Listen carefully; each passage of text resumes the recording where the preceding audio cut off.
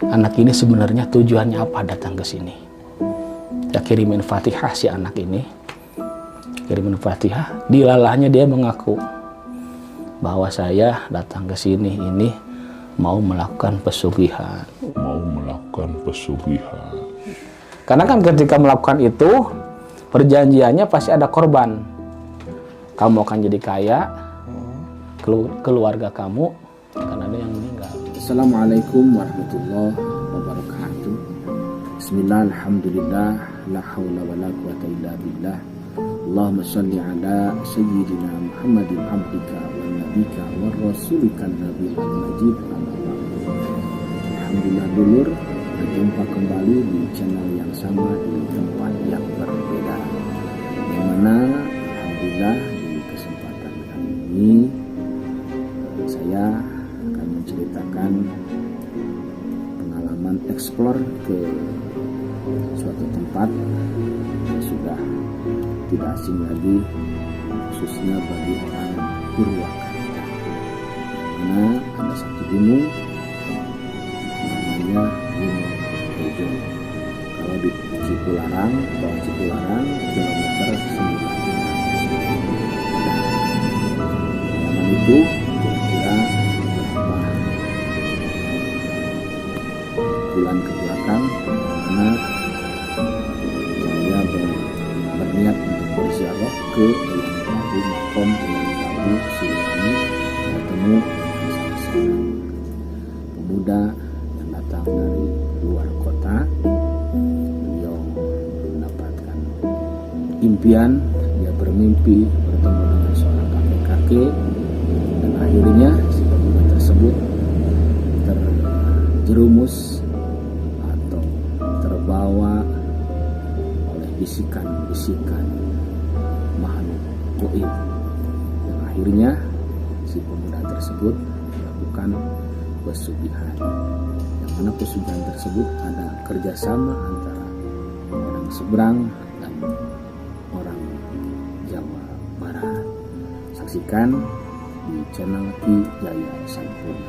Yang alhamdulillah kemarin saya sempat bersilaturahmi ke salah satu YouTuber yang dari Tangerang, yaitu Kang Bang Badru Caps Lock, di mana saya menceritakan tentang pengalaman atau pertemuan dengan seorang yang pelaku pesugihan. Oke dulur, saksikan terus di channel Ki Jaya Sampurna. Terima kasih. Saya kan suka spiritual lah ya. Spiritual dalam arti kita sering berziarah ke makam-makam para aulia. Kebenaran di satu daerah wilayah Purwakarta yang pasti orang sudah pada tahu, di situ ada patilasan Prabu Siliwangi. Saya berziarah ke situ bersama adik saya. Berziarah ke situ kira-kira berangkat dari rumah itu ba'da maghrib. Kita sholat isya di Gunung Hejo. Posisinya itu pas tol Purbalenyi kilometer 96. Saya motor ditaruh di kilometer 97, saya turun ke pinggir tol. Saking pengennya berziarah ke yang Prabu Siliwangi. Berjalan, nyampailah isya ke situ. Saya nyebrang jalan, pasti yang sering lewat ke arah Bandung ada di situ satu rumah. Nah, sebelah kiri saya sholat isya di situ. Setelah sholat isya saya istirahat, ngopi-ngopi. Tanpa disengaja saya melihat ada orang di situ sedang duduk sambil merokok. Sendirian tuh? Sendirian dia.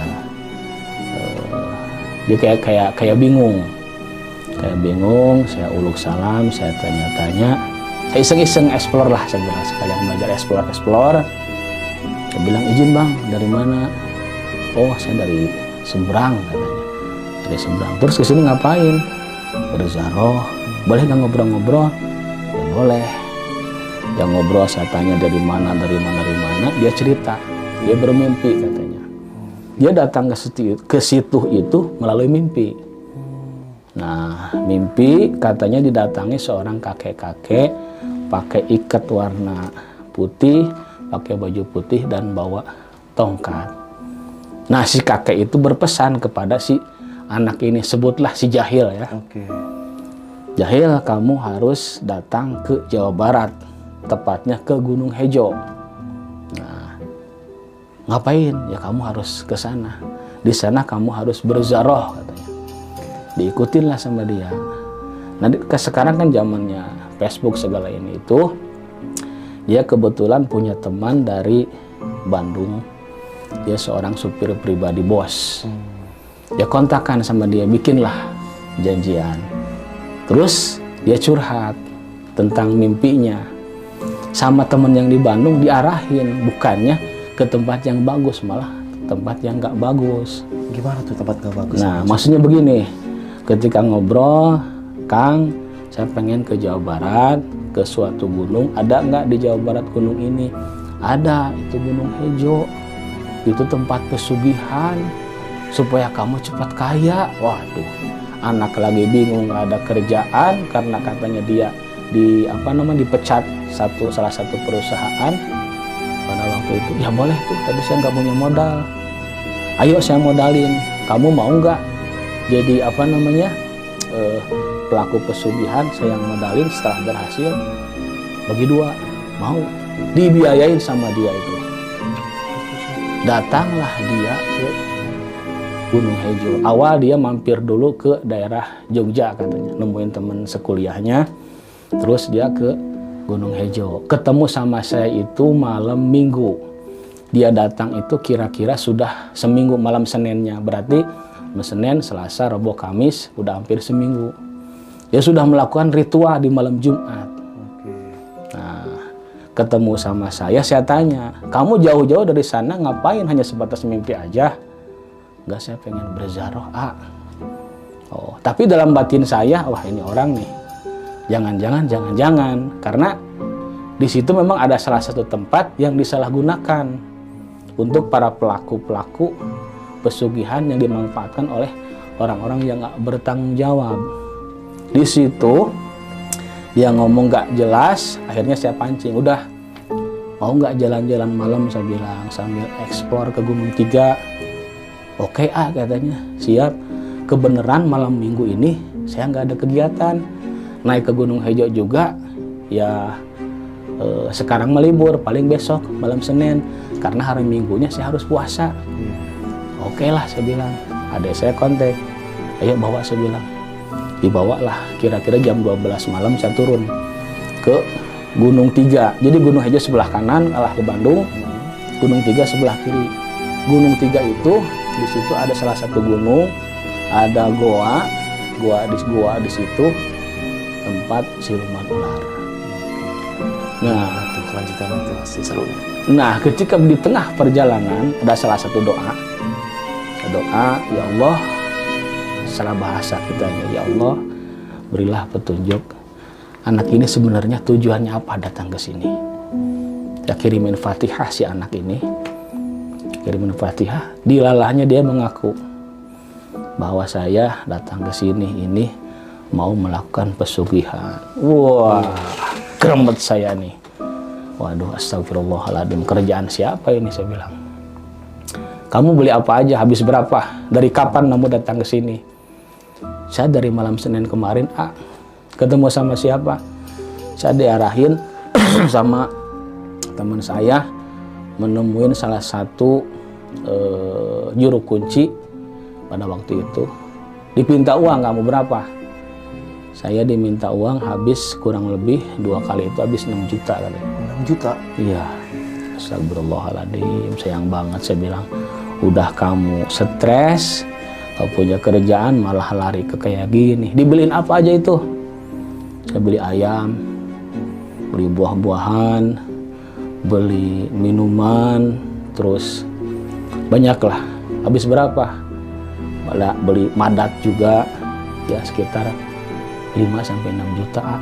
Oh, astagfirullahaladzim, saya bilang. Nah begitu, jalan, mampir dulu ya, mampir ke saung. Di situ ada saung dari Ijuk tuh. Mampir di situ, saya ngobrol. Dia hampir mau kerasukan. Karena sudah pertengahan perjalanan, dia sudah berjanji, bersumpah, sudah memberikan sesajen di situ, diyakini bahwa dengan pemberian sesajen dia akan berhasil dengan urusan duniawi. Nah, jadi si iblisnya sudah merasuk ke dia. Dia sampai menggeram segala. Saya berdua sama adik saya. Gimana tuh pas dia kemasukan kayak gitu, Kang? Dia kemasukan, dia sampai melotot ke saya dan ke adik saya. Sama adik saya, ayo, kamu mau ngamuk sejadi-jadinya, ayo. Kamu ini iblis katanya. Ayo katanya. Dia melotot, saya pegang. Sebisa-bisanya saya berdoa, dinetralisir lah istilahnya. Dinetralisir, masih ngamuk-ngamuk, saya pegang berdua. Dia berontak-berontak. Saya pegang. Ya ada salah satu doa, dikeluarin, dia lemas.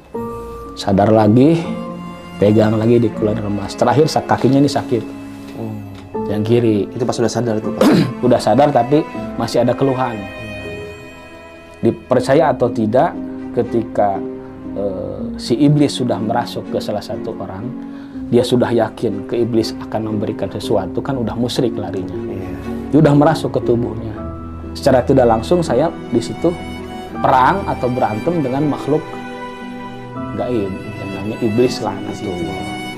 Nah, selainnya sakit, pegang sama desa, dikasih minum air doa, dia lemes terkapar sampai subuh. Jam 4 saya baru jalan dari situ. Itu Kang Juli temenin dia pas dia pingsan? Temenin, saya tungguin karena saya tanggung jawab. Ini orang sudah hilap, dimanfaatin sama orang-orang yang nggak bertanggung jawab. Kayaknya saya tungguin. Saya tungguin di situ. Setengah 4 dia sadar, dia ngomong lapar. Saya ada nasi, 1 bungkus saya kasih makan. Saya merokok. Gimana sekarang Bang? Sekarang enak kan? Alhamdulillah katanya, saya enak. Tadi ketika ngobrol sama AA, perasaan saya ngap, pengen marah, tapi saya nggak bisa, hanya sebatas berontak-berontak seperti itu. Sekarang gimana? Iya, kamu mau saya syahadatin? Saya bacain 2 kalimat syahadat. Pada waktu itu, saya bacain 2 kalimat syahadat, dia ikut. Ayah dibimbing syahadatnya langsung. Ikuti saya ya. A'udzubillahi minasyaitonirrajim. Bismillahirrahmanirrahim. Asyhadu an la ilaha illallah wa asyhadu anna Muhammadar Rasulullah. Sekali lagi. Asyhadu an la ilaha illallah wa asyhadu anna Muhammadar Rasulullah. Aku bersaksi tiada Tuhan selain Allah, dan aku bersaksi Nabi Muhammad utusan Allah. Alhamdulillah. Jadi pas kira-kira subuh datang saya ke juru kunci yang asli. Perjalanan dari Saung ke juru kunci yang asli kurang lebih 3 kilo mah ada itu. Iya, karena kan dari 97 ke 96 1 kilo. Ke dalamnya 2 kilo mah lebih. Jalan, saya sholat subuh di tempat juru kunci namanya Ayah Yahya. Sudah pernah tahu semua.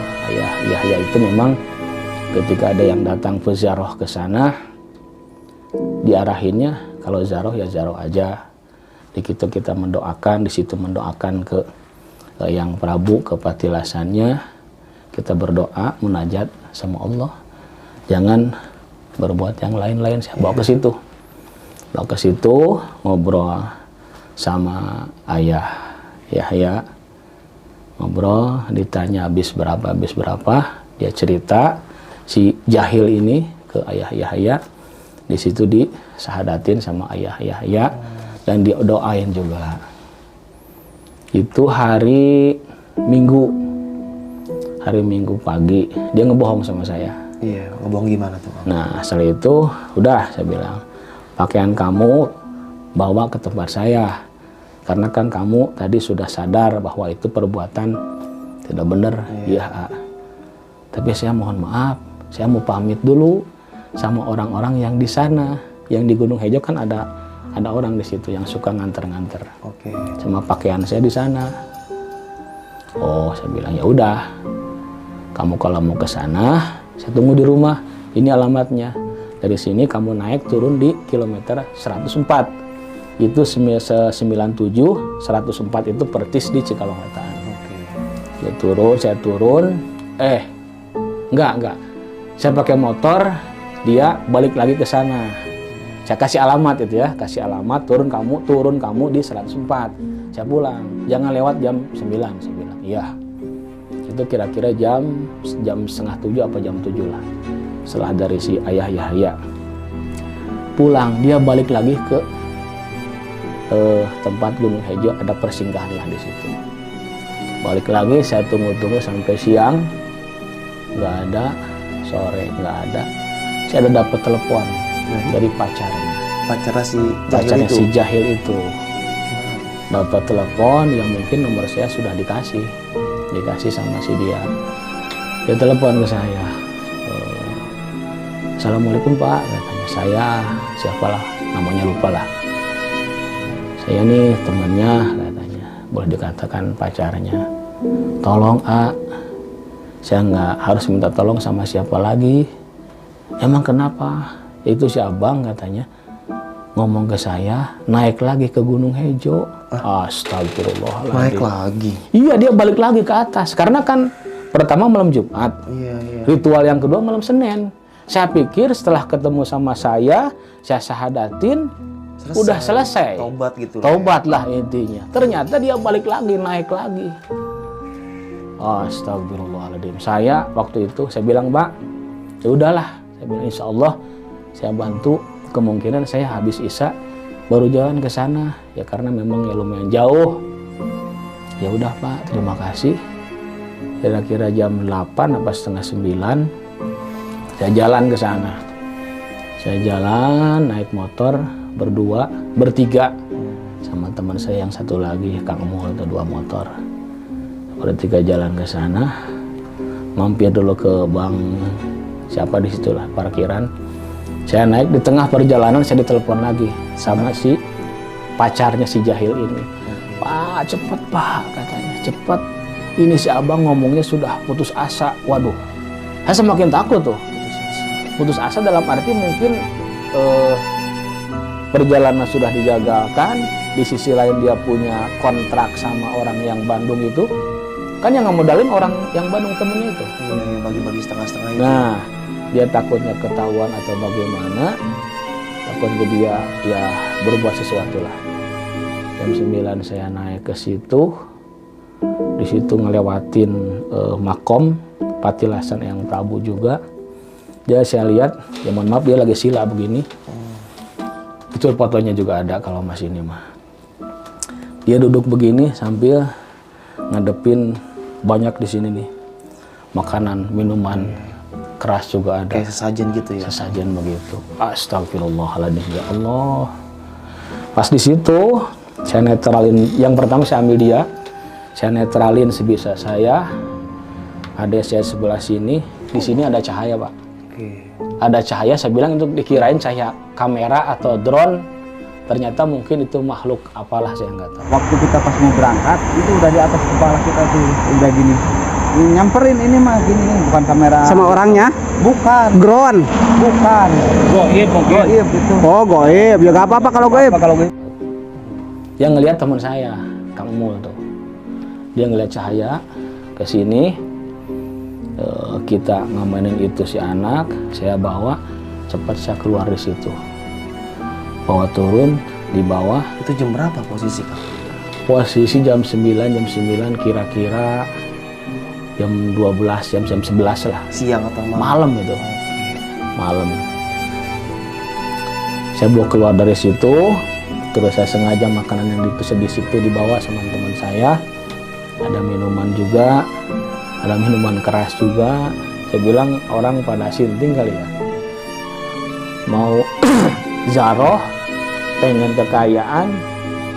Kok di situ minuman keras? Apa ya nyambung? Apa udah stres itu orang? Nah itu. Mungkin tuh orang pengen bikin setan mabok. Kayak gitu mungkin ya. Oke. Nah, dibawalah sama teman saya buah-buahannya itu. Apa buah pir adalah. Wah, apa yang kayak semacam nanas itu dibawa, ada Sprite, Coca-Cola segala dibawa. Buat turun ketika di tengah perjalanan Saya tanya, kamu ini bagaimana? Saya bilang, udah nyusahin saya. Kalau saya nggak ingat bahwa ini hakikatnya dari Allah, saya nggak bakal tinggalin kamu. Iya Pak, mohon maaf. Nah, saya nggak bawa pada waktu itu bawa ke kampung Gunung Hejo. Di situ ada satu tempat pemandian. Di situ saya mandiin lah. Oke, si jahil ini. Si jahil ini saya mandiin, saya pakai doa, dinetralisir, disahadatin lagi supaya dia jangan sampai balik-balik lagi.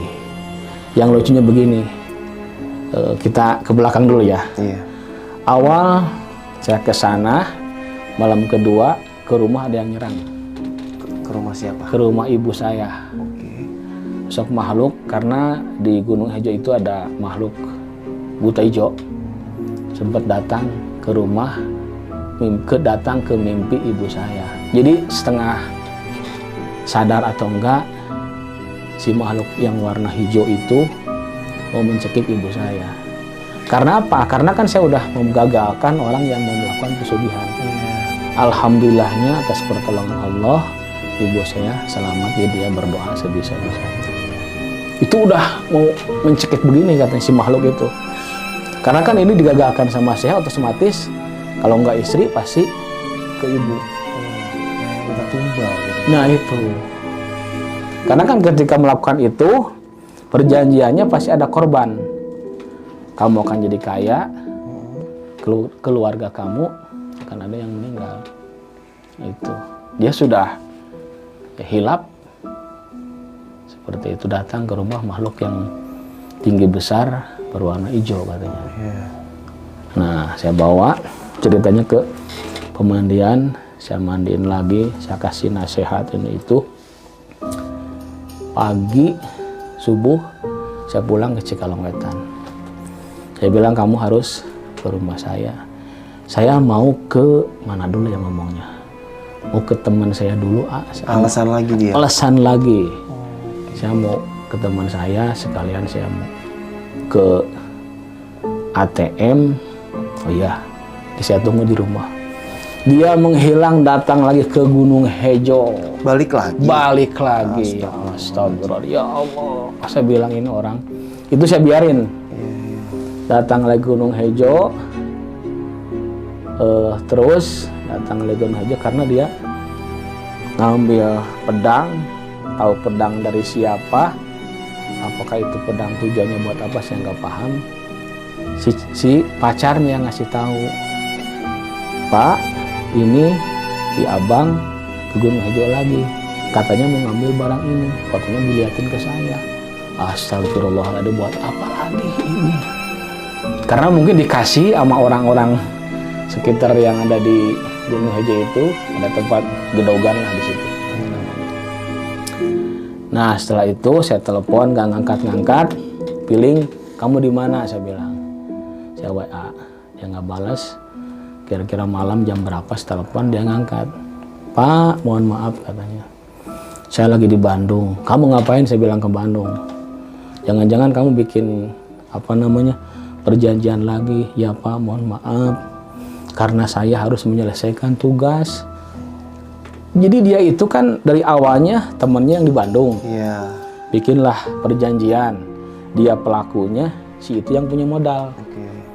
Saya harus laporan Pak ke sana. Terus kamu berarti ini berjalan? Ya mau nggak mau Pak. Astagfirullahaladzim. Ya udah, saya bilang kalau begitu silahkanlah, terserah kamu. Saya sudah mengingatkan, saya sudah mensadatkan kamu. Sekarang lah masing-masing. Iya Pak. Tapi saya pengen ketemu sama kamu. Boleh Pak katanya. Dia mati handphonenya, ketemu lagi, WA telepon hari Kamisnya kalau nggak salah, telepon sama saya. Dia ada di daerah Priuk, Jakarta. Saya mau cari ke sana, tapi pertimbangan ngapain juga lah. Nah, mau ke sana saya ngapain juga. Akhirnya telepon lost kontak. Saya bilang udahlah, masukan saya udah itu tinggalin.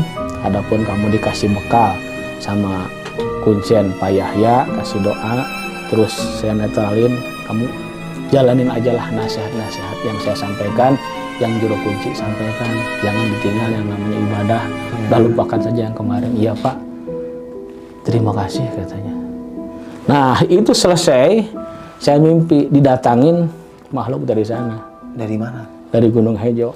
Gimana tuh Kang? Ya datanginya kamu ya sudah mengganggu ke tempat ini, ya kamu harus jadi penggantinya. Wah. Iya, saya bilang saya nggak takut. Kamu, saya makhluk Allah, kamu makhluk Allah. Saya lebih mulia daripada kamu. Iya, betul. Tapi alhamdulillah, setelah itu selesai, saya datang lagi ke Gunung Hejo. Saya tersesat lagi di Gunung Tiga. Di Gunung Tiga, saya tersesat di situ. Ada suara, kira-kira jam 1:30 di satu kali. Ada suara kayak semacam kapal mau turun tuh. Gemuruh gitu. Gemuruh begitu. Waduh. Saya bilang apaan? Jangan-jangan yang siluman yang di sana mau dendam sama saya. Tapi alhamdulillahnya sampai sekarang alhamdulillah diselamatkan. Bahkan mungkin jadi PR buat saya pengen di Gunung Hejo sana jangan sampai ada yang memanfaatkan tempat buat melakukan hal-hal ritual pesugihan-pesugihan. Karena yang namanya di situ kan ada yang dipakai suka pesugihan itu tempatnya gedogan namanya. Apa tuh? Jadi gedogan itu tempat di situ namanya gedogan. Jadi di gedogan itu tempat orang melakukan pesugihan. Jadi ini makom bukan makam. Sebelah sana ada tempat yang namanya gedogan. Saya di situ pernah nemukan kertas ada tulisan-tulisan pakai Latin permohonan kepada siluman. Astagfirullah. Sampai segitunya Bang. Nah ada suara seperti itu saya nggak takut lah, intinya jangan sampai itu tempat dipakai buat ya gak bener lah, miris. Ini belum selesai, maksudnya belum selesai itu di Gunung Hejo, di Gunung Tilu atau Gunung Tiga masih banyak misteri-misteri yang sangat luar biasa. Walaupun saya mendapatkan ancaman dari makhluk gaib, saya nggak takut lah. Setelah menyelesaikan itu ancaman selalu ada. Selalu ada Kang? Iya. Ke istri pun juga sampai dililit ular. Mungkin mereka marah kali ya karena Kang Yudi udah menggagalkan kerja sama dia. Iya. Sekutu. Gila, bersekutu sama setan apa enaknya gitu kan. Nah itu dia. Tapi sekarang Kang Yudi udah lost kontak sama orang itu, sama si jahil itu. Kebenaran sih HP yang satu ini lagi rusak. Biasanya saya pantau kalau dia bikin status apa di WA, saya pantau kamu kerja apa, di mana. Terakhir yang ngomong dia punya usaha kecil-kecilan bengkel. Alhamdulillah. Semoga itu berkah gitu ya Kang ya. Iya. Nah, sedikit nih Kang Yudi. Kalau orang pesugihan kayak gitu, misalkan nih Kang ya, berhasil nih Kang, setelah datang ke tempat yang katanya ritual ya, banyak iblis atau setan yang bisa ngabulin doanya dia gitu kan, berhasil nih kaya nih Kang, itu duitnya itu bener duit atau lu gua kasih duit nih, atau lu udah usaha bisnis nanti bisnis lu berhasil, banyaknya seperti apa sih Kang, yang Kang Yudi tahu? Ya setahu saya memang sih itu uang memang uang, berlaku juga. Cuman di situ ada kayak semacam kontrak lah. Dalam arti kontrak begini, kamu akan kaya sekian tahun, tapi setiap tahun kamu harus tukar dengan taruhan nyawa. Oh nyawa? Iya, dengan nyawa. Ya mau tidak mau, anak, ibu yang disayangin sama si pelaku ini pasti diambil juga ya. Meninggal entah apa, atau bisa musuhnya. Musuh gimana? Musuh persaingan bisnis. Oh. Tergantung kesepakatan dari awal. Iya. Ada di sana itu yang melakukan pesugihan itu yang dikasih makan ikan, ada yang dikasih informasi aja. Dalam arti gak apa-apa umpama anak kesayangan kamu meninggal. Ada. Ngeri lah, jangan sampai naudzubillah subhanallah. Baik, astagfirullahaladzim, jauhkan lah ya Kang. Ya. Nah Kang Yudi mungkin sekian karena ceritanya ya. Ya. Nah mungkin bagi teman-teman yang penasaran nih sama Kang Yudi, langsung aja mampir ke deskripsi. Nanti Kang Yudi juga punya channel YouTube, dan Kang Yudi ini sempat ekspor ke Evos, tempat yang lumayan horor dan menarik banget buat disimak. Langsung aja, linknya ada di deskripsi. Nah Kang Yudi terakhir nih, punya pesan-pesan nggak buat teman-teman di rumah nih tentang masalah bisnisnya yang kadang udah sih pesugihan aja, bersekutu dengan setan, uang segalanya. Katanya kan gitu Kang ya. Punya pesan-pesan nggak buat menghindari itu Kang tuh? Dan sebab dan akibatnya.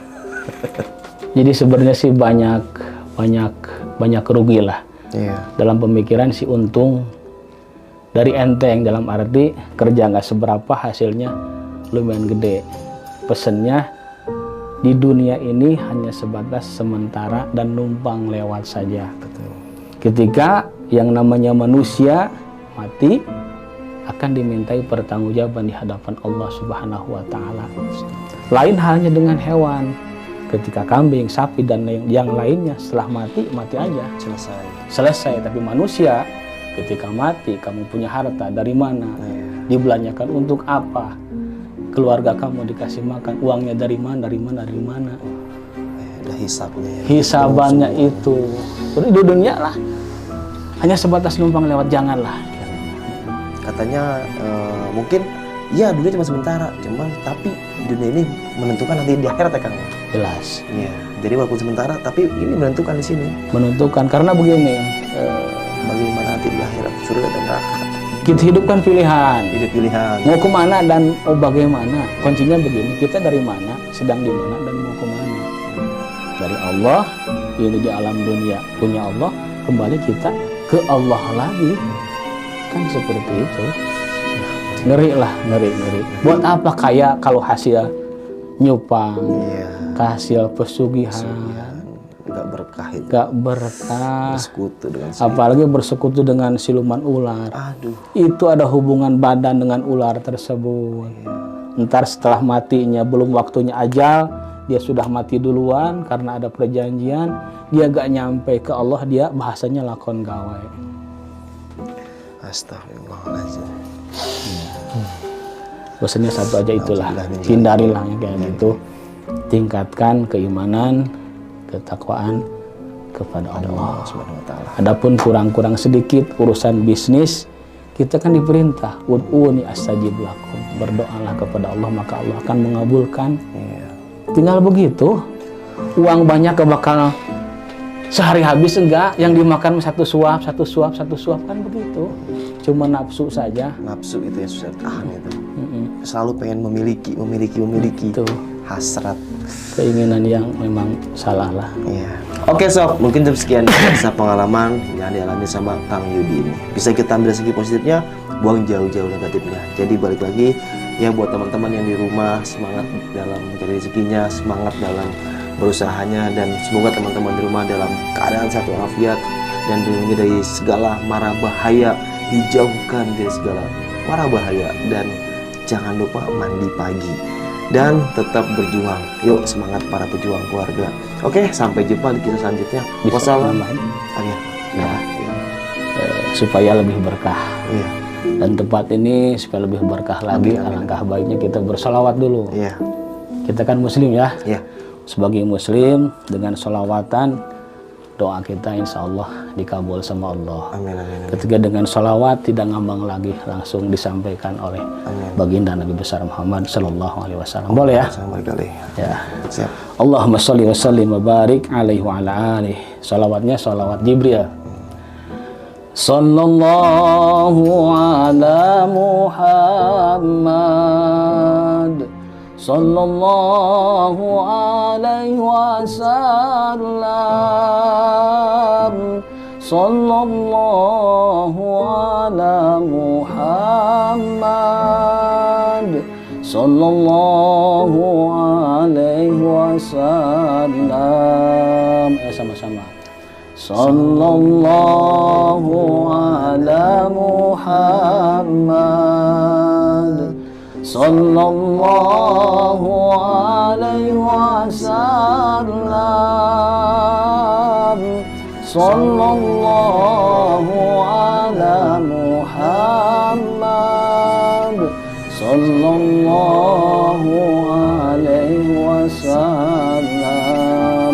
Allahumma sholli wa sallim wa barik alaihi wa ala alihi. Semoga saja dengan dilantunkan, dibaca sholawat, kita mendapatkan keberkahan dan mendapatkan syafaatul uzma dari baginda Nabi besar Muhammad sallallahu alaihi wasallam. Udah Merinding sob. Oke, sampai jumpa di kisah selanjutnya.